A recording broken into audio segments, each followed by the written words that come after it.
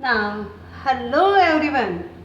Today we will resume our previous class. Last video में देखा था कि किस प्रकार भोलानाथ तैयार होते थे, सुबह सवेरे उनके पिता के साथ नहाते, गंगा घाट पर जाते, मछलियों को आटे की गोलियां खिलाते और रास्ते में वृक्षों की डालियों पर बैठकर झूला झूलते। बहुत जोर ज़बरदस्ती से उनकी माँ उनके सर में कड़वा तेल डालती और बाल बनाती थी। किस प्रकार माता और पिता, मैया और बाबूजी दोनों मिलकर भोलानाथ को भरपेट भोजन कराते। अब आगे हम देखेंगे किस प्रकार अपनी मित्र मंडली को देखकर भोलानाथ रोना भूलकर पिताजी की गोद से उतर जाते हैं और हम जोलियों के साथ मिलकर तमाशे करने लगते हैं। Now come to the point, we will start chapter माता कांचल, चैप्टर 1 पार्ट 2। तमाशे भी ऐसे वैसे नहीं, तरह तरह के नाटक करते। चबूतरे का एक कोना ही नाटक घर बनता था। बाबूजी जिस छोटी चौकी पर बैठकर नहाते थे उसे रंगमंच बनाते थे, प्लेटफॉर्म बनाते थे, ऑडिटोरियम बनाते थे। उसी पर सरकंडे के खंभों पर तार, सरकंडा होता है तार से बने खंभों पर कागज का चंदोआ तानकर मिठाइयों की दुकान लगाई जाती। उसमें चिलम के खोचे पर कपड़े के थालों में ढेले के लड्डू बनाते, ढेले मिट्टी के गोल गोल ढेले। वृक्षों की जो पत्तियां होती थी उसकी पूरी और कचौरियां बनाते, गीली मिट्टी की जलेबियां बनाते, फूटे घड़े के टुकड़ों के बताशे बनाते, आदि मिठाइयाँ सजाई जाती। ठीकरों के बटखरे और जस्ते के छोटे छोटे टुकड़ों के पैसे बनाते। हम ही लोग खरीदार बनते और हम ही लोग दुकानदार बनते। शॉपकीपर भी वही बनते और कस्टमर भी खुद ही बन जाते। बाबूजी भी 2-4 गोरखपुरी पैसे खरीद लेते थे। सो आपको ये चैप्टर पढ़ के सचमुच अच्छा लगेगा। आई थिंक आपका बचपन तो ऐसा नहीं बीता होगा, लेकिन जो बच्चे आज भी गांव में जिनका बचपन बीता है, जो गांव से बिलोंग करते हैं, उन्हें अपना वह समय याद आएगा। क्योंकि आज के बच्चों के खेल और खेलने के सामान सभी परिवर्तित हो चुके हैं। आज परिवार के पास इतना समय नहीं होता है कि बच्चों के साथ खेला जाए। सो नाउ आगे हम देखेंगे। थोड़ी देर में मिठाई की दुकान बढ़ाकर हम लोग घरौंदा बनाने लगते। धूल की मेड़ दीवार बनती और तिनकों का छप्पर, दातून के खंभे, दिया सलाई की पेटियों के किवाड़ बनते, घड़े के मोहड़े की चूल्हा चक्की बनती, दिए की कढ़ाई बनती और बाबूजी की पूजा वाली आचमनी कलछी बनती थी। पानी का घी बना लेते और धूल का पिसान आटा बनाते और बालू जो रेत होती है उसे चीनी शक्कर बनाकर हम लोग ज्योनार करते, खाने का आयोजन करते, दावत का आयोजन करते। हम ही लोग ज्योनार करते और हम ही लोग ज्योनार बैठते थे। जब पंगत बैठ जाती तब बाबूजी भी धीरे से आकर पांत के अंत में जीमने के लिए बैठ जाते थे। उनको बैठते देखते ही हम लोग हंसकर और घरौंदा बिगाड़कर भाग चलते थे। वह भी हंसते हंसते लोटपोट हो जाते और कहने लगते, फिर कब भोज होगा भोलानाथ। और इस तरह से भोलानाथ के खेल और खेलने के साधन परिवर्तित होते रहते, अलग अलग तरह के वो नाटक करने लगते। कभी कभी हम लोग बारात का जुलूस भी करते, बारात बारात करके भी खेलते। शायद आप लोगों ने भी खेला होगा। कनस्तर एक लोहे का संदूकची होती है, उसका तंबूरा बजाकर अमोले को घिसकर शहनाई बजाई जाती। टूटी चूहेदानी की पारकी बनती और हम समधी बनकर बकरे पर चढ़ लेते और चबूतरे के एक कोने से चलकर बारात दूसरे कोने में जाकर दरवाजे लग जाती। वहाँ काठ की पटरियों से घिरे, गोबर से लिपे आम और केले की टहनियों से सजाए हुए छोटे आंगन में कुल्ही का कलसा रखा रहता था। वहीं पहुंचकर बारात फिर लौट आती थी और लौटने के समय खटोली पर लाल ओहार डालकर, एक चुनरी जैसा कुछ डालकर उसमें दुल्हन को चढ़ा लिया जाता उसे डोली की तरह सजाया जाता। लौट आने पर बाबूजी ज्यों ही ओहार उघार कर दुल्हन का मुख निरखने लगते, त्यों ही हम लोग हंसकर भाग जाते थे। थोड़ी देर बाद फिर लड़कों की मंडली जुट जाती थी। इकट्ठा होते ही राय जमती कि खेती की जाए। बस चबूतरे के छोर पर घिरनी गड़ जाती थी और उसके नीचे गली का कुआं बन जाता। अब खेती खेती खेलने लगते थे। मूंछ की बटी हुई पतली रस्सी में एक चुगड़ बांध गराड़ी पर चढ़ाकर लटका दिया जाता। ये सारे वर्ड्स वही हैं जो गांव में आज भी प्रयोग किए जाते हैं। और दो लड़के बेल बनकर मोट खींचने लगते। चबूतरा खेत बनता, कंकड़ बीज और ठेंगा हल जुहाटा। बड़ी मेहनत से खेत जोए और बोए जाते और पटाए भी जाते। फसल तैयार होते देर ना लगती। हम हाथों हाथ फसल भी काट लेते थे। काटते समय गाते थे, गाना गाया करते थे जैसा शायद उस कस्बे में पहले लोग गाते होंगे। ऊंच नीचे में बई की यारी, जो उपजे सो भई हमारी। फसल को एक जगह रखकर उसे पैरों से रोंद डालते थे। कसोरे का सूप बनाकर ओसाते और मिट्टी की दिए के तराजू पर तोलकर राशि तैयार कर देते थे। इसी बीच बाबूजी आकर पूछ बैठते, इस साल की खेती कैसी रही भोलानाथ? बस फिर क्या हुआ, हम लोग ज्यों का त्यों खेत खलियान छोड़कर हंसते हुए भाग जाते। कैसी मौज की खेती थी। सो इस तरह बच्चे जैसे ही कोई बड़ा उनके खेल में इन्वॉल्व होता और अधिकतर बाबूजी हुआ करते थे, वो अपना खेल बदल कर दूसरा खेल खेलने लगते। ऐसे ऐसे नाटक हम लोग बराबर खेला करते थे। बटोही, बटोही राहगीर होता है, जो राह से जा रहा होता है, पथिक होता है। आने जाने वाले भी कुछ देर ठिठक कर हम लोगों के तमाशे देख लेते थे।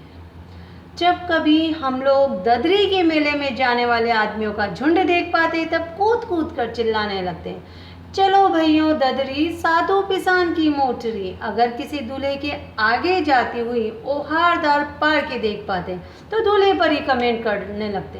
तब खूब जोर से चिल्लाने लगते, रहरी में रहरी पुरान रहरी, डोला की कन्या हमारे मेहरी। इसी पर एक बार जब वह कमेंट कर रहे होंगे तो उन्हें नहीं पता था कि एक बूढ़े वर की बारात जा रही है, और सचमुच ऐसा हुआ। इसी पर एक बार बूढ़े वर ने हम लोगों को बड़ी दूर तक खदेड़ कर ढेरों से मारा था। उस खूसट खब्बीस की सूरत आज तक हमें याद है। न जाने किस ससुर ने ऐसा जमाई, ऐसा बुजुर्ग जमाई ढूंढ निकाला था। वैसा घोड़ा मुआ आदमी हमने कभी नहीं देखा था। आम की फसल में कभी कभी खूब आंधी आती थी। आंधी के कुछ दूर निकल जाने पर हम लोग बाग की ओर दौड़ पड़ते थे। और आपको तो पता ही होगा कि आंधी आ जाने के बाद बाग की ओर यह भोलानाथ अपने मित्रों के साथ क्यों दौड़ता था, क्योंकि आम खिल चुके होंगे। वहाँ चुन चुनकर घुले घुले गोपी आम चापते थे। एक दिन की बात है, आंधी आई और पट पड़ गई।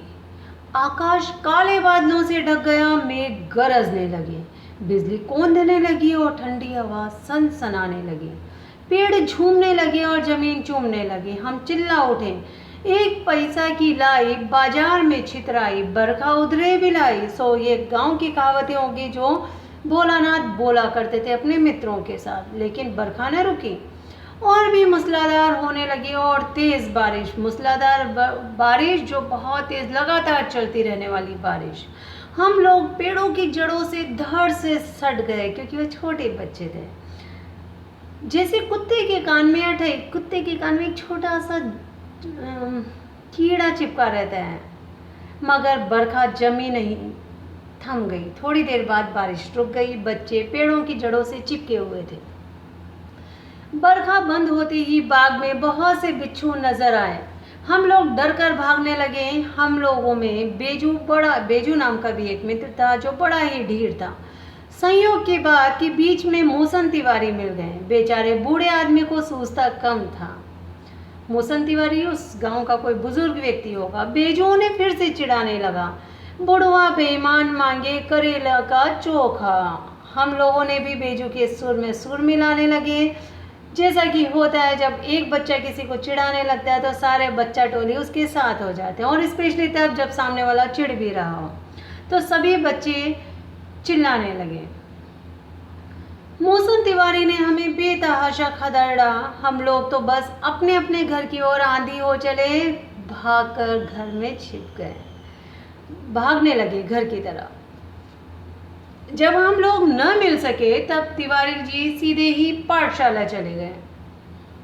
वहां से हमको और बेजो को पकड़ लाने के लिए 4 लड़के गिरफ्तारी वारंट के साथ छूटे। इधर ज्यों ही हम लोग घर पहुंचे त्यों ही गुरुजी के सिपाही हम लोगों पर टूट पड़े। और ये सिपाही कौन थे? विद्यालय के विद्यार्थी थे। बेजो तो 9-2-11 हो गया, 9-2-11 हो जाना, भाग छूटना। हम पकड़े गए। फिर तो गुरुजी ने हमारी खूब खबर ली।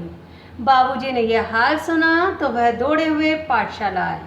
गोद में उठाकर हमें पुचकारने लगे, फुसलाने लगे। पर हम दुलारने से चुप होने वाले लड़के नहीं थे। रोते रोते उनका कंधा आंसुओं से तर कर दिया। वह गुरुजी की चिरोरी करके हमें घर ले आए। रास्ते में फिर से हमारे साथी लड़कों का फिर से झुंड मिल गया। वे जोर से नाचते और गाते थे। सो लेखक फिर से रोना धोना भूल गए। माई पकाई गरर गरर पुआ, हम खाई पुआ न खेलब जुआ। फिर क्या था? हमारा रोना धोना भूल गए और हम हट करके बाबूजी की गोद से उतर पड़े और लड़कों की मंडली में मिलकर लगे वही तान सुरल अपने। तब तक सब लड़के सामने वाले मकई के खेत में दौड़ रहे थे। उसमें चिड़ियों का झुंड चल रहा था। वे दौड़ दौड़ कर उन्हें पकड़ने लगे पर एक भी चिड़िया हाथ नहीं आई। हम खेत से अलग ही खड़े होकर गा रहे थे, राम जी की चिड़ई राम जी का खेत, खा लो चिड़ई भर भर पेट। हमसे कुछ दूर बाबूजी हमारे गांव के कई आदमी खड़े होकर तमाशा देख रहे थे और यही कहकर हंसते थे कि चिड़िया की जान जाए लड़कों का खिलौना। सचमुच लड़की और बंदर पराई पीड़ नहीं जानते, सिर्फ इनके दिमाग में शैतानी का फितूर होता है। एक टीले पर जाकर हम लोग चूहों के बिल में पानी डालने लगे। इन्हें बिल नजर आया तो उसमें पानी डालने लगे कि चूहा बाहर आएगा। नीचे से ऊपर पानी फेंकना था। हम सब थक गए पर तब तक गणेश जी के चूहे की रक्षा के लिए शिव जी का सांप निकल आया। रोते रोते चिल्लाते हम लोग बेतहाशा भाग चले। कोई औंधा गिरा, कोई अंटा चिट, किसी का सिर फूटा, किसी के दांत टूटे, सभी गिरते पड़ते भागे। हमारी सारी देह, पूरा शरीर लहू लुहान हो रहा था। पैरों के तलवे कांटों से छलनी हो गए थे। देख रहे होंगे आप किस तरह से चिड़ियों को पकड़ रहे हैं भोलानाथ और उनके मित्र, किंतु चिड़िया उनकी पकड़ नहीं आ रही है। आगे हम देखेंगे। हम एक सुर से दौड़े हुए आए और घर में घुस गए। उस समय बाबूजी बैठक के ओसारे में बैठकर हुक्का गुड़गुड़ा रहे थे। उन्होंने हमें बहुत पुकारा पर उनकी अनसुनी करके हम दौड़ते हुए मैया के पास ही चले गए। जाकर उसी की गोद में शरण ली। मैया चावल अमनियाँ कर रही थी। हम उसी के आंचल में छिप गए। हमें डर से कांपते देखकर वह जोर से रो पड़ी। माँ का हृदय है, बच्चे को तकलीफ में नहीं दिख सकती। और सब काम छोड़ बैठी, अधीर होकर हमारे भय का कारण पूछने लगी। कभी हमें अंग भर कर दबाती और कभी हमारे अंगों को अपने आंचल से पहुंचकर हमें चूम लेती। बड़े संकट में पड़ गई। झटपट हल्दी पीसकर हमारे घावों पर थोपी गई। घर में कोहराम मच गया। हम केवल धीमे से सुर से सा करते रहे। मैया के आंचल में लुके चले जाते। सारा शरीर थर कर थर कांप रहा था। सांप आवाज नहीं निकल पा रही थी। रोंगटे खड़े हो गए थे। हम आंखें खोलना चाहते थे पर वे खुलती न थी। हमारे कांपते हुए होठों को मैया बार बार निहार कर रोती और बड़े लाड से हमें गले लगा लेती। इसी समय बाबूजी भी दौड़े आए। आकर झट हमें मैया की गोद से अपनी गोद में लेने लगे। पर हमने मैया के आंचल की प्रेम और शांति के चंदोवे की छाया न छोड़ी। यह है माता के अंचल की महिमा। सो आई थिंक आपको भी अपना बचपन याद आया होगा जब आप बहुत छोटे रहे होंगे और जिनके घर में छोटे बच्चे हैं वह भी आज ऐसा ही करते हैं। बड़ा ही मनोहारी बचपन का और ग्रामीण जीवन का वर्णन लेखक ने यहाँ किया है। तो चलो अब हम क्वेश्चन आंसर्स देखते हैं। प्रस्तुत पाठ के आधार पर यह कहा जा सकता है कि बच्चे का अपने पिता से अधिक जुड़ाव था। फिर भी विपदा के समय, मुसीबत के समय वह अपने पिता के पास ना जाकर माँ की शरण लेता है। आपकी समझ में उसकी क्या वजह रही होगी? बच्चा अपनी माँ के सबसे अधिक नज़दीक होता है।